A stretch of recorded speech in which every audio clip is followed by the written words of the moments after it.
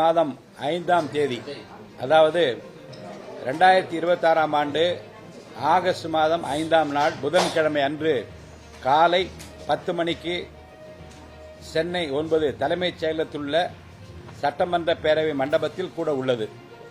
தமிழ்நாடு சட்டமன்ற பேரவை விதி 181(1) கீழ் 2026-2027 ஆண்டிற்கான திருத்திய நிதிநிலை அறிக்கையினை 2026ஆம் ஆண்டு ஆகஸ்ட் மாதம் 5ஆம் நாள் புதன்கிழமை அன்று பேரவைக்கு அளிக்க வேண்டும் என்று மாண்புமிகு ஆளுநர் அவர்கள் நாள் குறித்துள்ளார்கள். மேலும் அன்று காலை 10 மணிக்கு 2026-2027 ஆண்டிற்கான திருத்திய நிதிநிலை அறிக்கை பேரவைக்கு அளிக்கப்பெறும்.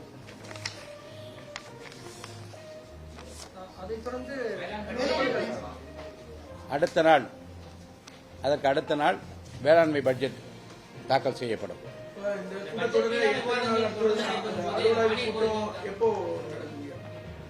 பட்ஜெட் தாக்கல் செய்யப்பட்ட பிறகு அலுவல் ஆய்வு கூட்டம் நடைபெறும். அதில் எத்தனை நாட்கள் நடத்துவது என்பதை பற்றிய முக்கிய முடிவுகள் எடுக்கப்படும்.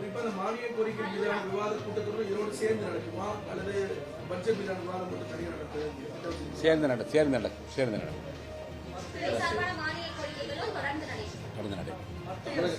வந்தே மாதரம் பாடல் தேசிய கீழம் தமிழ்தாய் வாழ்க்கை இது தொடர்பாக கூட்டறிக்கையும் அளித்திருக்காங்க தமிழகத்துக்கு. நம்ம என்ன நடைமுறையை சட்டப்பேரவையில் ஏற்கனவே என்ன நடைமுறை கடைபிடித்து வந்தோமோ அதே நடைமுறை தான் தொடரும்.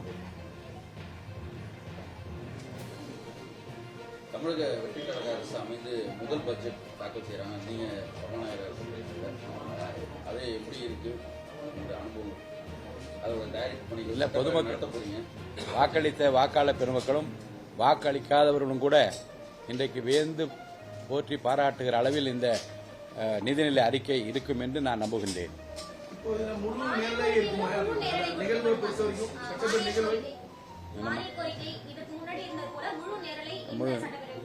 முழு நேரலை தான் இருக்க வேண்டும் என்று நாங்கள் அறிவுறுத்த உள்ளோம்.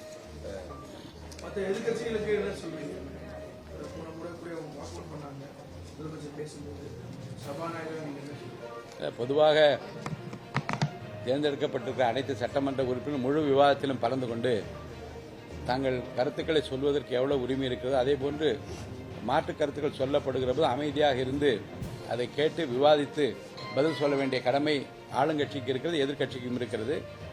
இந்த முறையும் அந்த வகையில் சபை அமைதியாக நடைபெற வேண்டும் என்று நான் விரும்புகின்றேன். உங்ககிட்ட அனுமதி வாங்கினீங்களான்னு போலீஸ்கிட்ட கேட்கறாங்க. ஸ்பீக்கர்கிட்ட கேட்டு தான் எனக்கு கைது பண்ணணும்னு சொல்றாங்க. அப்படி உண்மையாக விதிப்படி ஸ்பீக்கர்கிட்ட தான் கேட்கணுமா? ரெண்டு முறை 3ஆம் முறையாக சட்டமன்ற உறுப்பினராக வந்திருக்கின்ற மாண்புமிகு சட்டமன்ற உறுப்பினர் மான்கேண்டியன் அவர்கள் கைது செய்யப்பட்டிருக்கிற செய்தி குறிப்பு எங்களுக்கு வந்திருக்கிறது. அது எல்லாம் செய்தி குறிப்பாக மற்ற சட்டமன்ற உறுப்பினர்களுக்கு நாங்கள் அறிவிக்க இருக்கிறோம். மாண்புமிகு பேரவைத் தலைவரை கேட்டுவிட்டுத்தான் கைது செய்ய வேண்டும் என்கின்ற அந்த விதி இல்லை. அதை பற்றி நான் விளக்கமாக சொல்லுவது அவருக்கு மட்டுமல்ல, மற்றவர்களுக்கு அது தெளிவாக இருக்க வேண்டும் என்று நான் விரும்புகின்றேன். பேரவைக்கு வெளியே நடக்கிற நிகழ்வுகளில் சட்டமன்ற பேரவைத் தலைவர் எப்படி ஈடுபடலாம் என்பதை பற்றிய அந்த விளக்கத்தை நான் உங்களுக்கு படித்து விடுகிறேன்.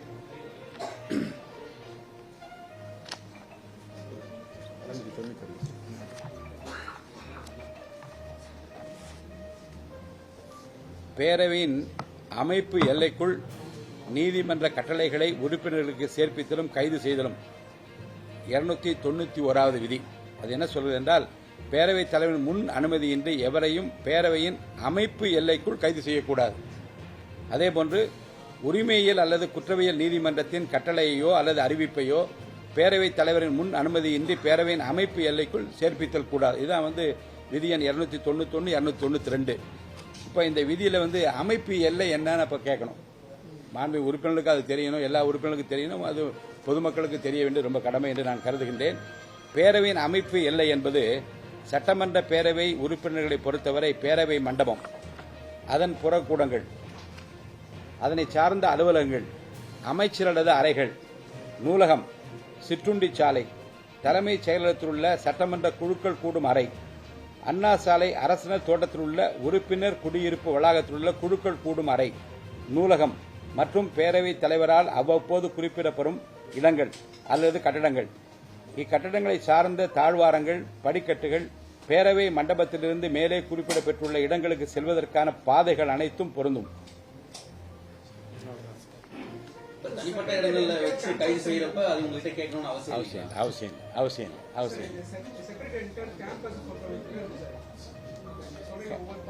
ஆமா entire campus, yes. Whatever I mentioned இதுதான் அந்த விதியில் தெளிவாக குறிப்பிடப்பட்டிருக்கிறது. அந்த அடிப்படையில் வெளியிலே நடக்கிற சம்பவங்களில் பேரவைத் தலைவர் அனுமதி பெற்றுதான் கைது செய்ய வேண்டும் என்று விதியில் இல்லை. அரசு கைது செய்யப்பட்டவுடன் மாவட்ட கண்காணிப்பாளர் உடனடியாக எனக்கு தகவல் தெரிவித்திருக்கிறார். 24 மணி நேரத்திற்கு மேலாக அவரை காவலில் வைத்திருக்க நிலைமை ஏற்பட்டால் நான் அதை மற்ற மாண்புமிகு சட்டமன்ற உறுப்பினர்களுக்கு முறையாக தகவல் தெரிவிக்க வேண்டும். அந்த வகையில் இந்த உறுப்பினர் கைது செய்யப்பட்டிருக்கிற தகவலும் மற்றவர்களுக்கு தெரியப்படுத்தப்படும். நேற்று கூட அமைச்சர் வன்னியரசு சபாநாயகர் இதில் விவகாரத்தில் நடவடிக்கை எடுக்கணும், அவர் முதலமைச்சர் அவதூறாக பேசின விவகாரத்தில் அப்படின்னு கோரிக்கை வச்சிருக்காரு.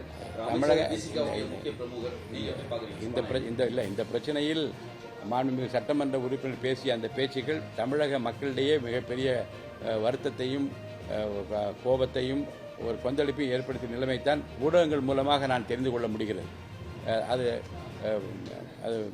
நியாய உணர்வுள்ள யாரும் இது சரி என்று சொல்ல மாட்டார்கள். இருந்தாலும் பேரவைத் தலைவரை பொறுத்தவரைக்கும் என் கவனத்திற்கு இந்த பிரச்சனை கொண்டு வரப்படுமானால் என்ன நடவடிக்கை எடுக்கலாம், எந்த காலகட்டத்தில் எடுக்கலாம் என்பதை பற்றி நான் நிச்சயமாக முடிவெடுப்பேன். அப்படி விதிகளில் இடம் இருக்குங்களா? நீங்க நடவடிக்கை இந்த மாதிரி பொதுவெளியில பேசுறது அது உங்களோட அக்கௌண்டபிலிட்டிக்குள்ள வருமா? பேரவைக்குள் என்ன நடக்கப் போகிறது, என்ன நடத்துவேன் என்று அவர் தெளிவாக பேசியிருக்கிறார். ஆக பேரவையினுடைய மாண்பினை குறைக்கின்ற வகையிலும் பேரவைக்குள் அவர் என்ன செய்ய போகிறார் என்பதை பற்றி சொல்லியிருக்கிற கருத்துக்களும் நிச்சயமாக எழுத்துப்பூர்வமாக என்னுடைய கவனத்தில் கொண்டு வரப்பட்டால் என்ன நடவடிக்கை எடுக்கலாம் என்பதை பற்றி நான் ஆய்வு செய்து நிச்சயமாக நடவடிக்கை எடுப்பேன்.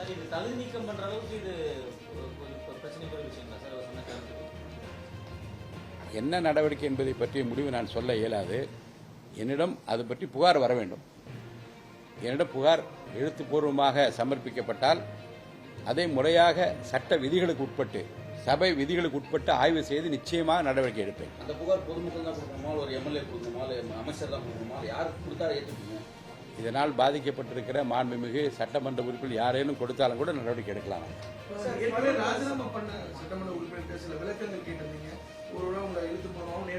ஆமா, அது இன்னும் தொடர்ந்து கொண்டிருக்கிறது.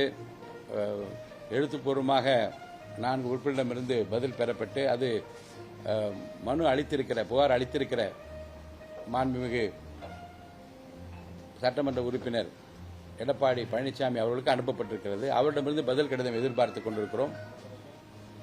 இந்த விசாரணைகள் தொடர்ந்து கொண்டிருக்கிறது. சட்டசபையோட கதவுலாம் மூடிட்டு தான் பேசணும் அப்படின்னு சொல்லியிருக்காரு. எதிர்கட்சியிலிருந்து சட்டசபையோட ஜனநாயகத்துக்கு எதிரான ஒரு கருத்தை அவர் சிஎம் சொல்லியிருக்காரு. உங்களோட கருத்து என்ன? அப்படி கதவுலாம் மூடிட்டு பேசுறதுக்கான அனுமதி விதிகள் இடம் இருக்கா? அதாவது நீங்க ஒவ்வொரு வரைக்கும் ஒவ்வொரு வார்த்தைக்கும் ஒருவருடைய பேச்சு விளக்கம் கேட்கக்கூடாது. என்னன்னா வெளியேறாமல், அதாவது ஒரு கருத்தை சொல்லிவிட்டு அதற்கு பதில் கிடைக்கும் வரை காத்திராமல் சட்டமன்ற உறுப்பினர்கள், மாண்பு உறுப்பினர்கள் வெளியேறுவது பொதுவாக யாரும் ஏற்றுக்கொள்ள முடியாத ஒன்று. அந்த வகையில் மாண்பு உறுப்பினர்கள் இருந்து பதில் சொல்வதை கேட்க வேண்டும் என்று அதைத்தான் வலியுறுத்துகிறார் என்றுதான் எடுத்துக்கொள்ள வேண்டுமே தவிர லிட்டரலா கதவை பூட்ட சொல்றார் என்ற அர்த்தத்தில் எடுத்துக்கொள்ளக்கூடாது. மாண்பு உறுப்பினர்கள் பதில் சொல்லுகிற போது குற்றச்சாட்டு சொன்னவர்கள், குறை கூறியவர்கள், அவர்கள் நிறைவாக பதில் சொல்லப்படுகிற போது அந்த பதிலையும் கேட்க வேண்டும் என்கிற ஆர்வத்தில் தான் பேசியிருப்பதாக எடுத்துக்கொள்ள வேண்டுமே தவிர அது லிட்டரலாக கதவை பூட்டிவிட வேண்டும். அவர் சொல்லுகிற அர்த்தம் என்ன அர்த்தம் என்றால் இருந்து உட்கார்ந்து பதிலை கேளுங்கள் என்றுதான் எடுத்துக்கொள்ள வேண்டும். சட்டப்பேரவைக்குள்ள இருக்கக்கூடிய சட்டமன்ற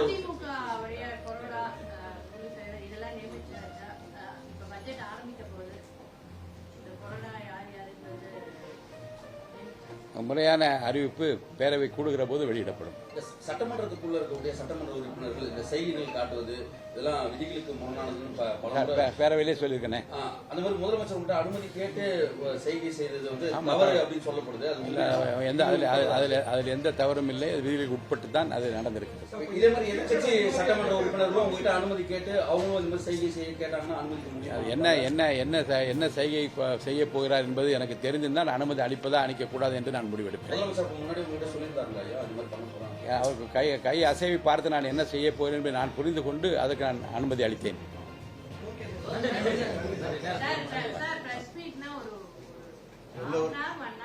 முன்னாடி சொல்லி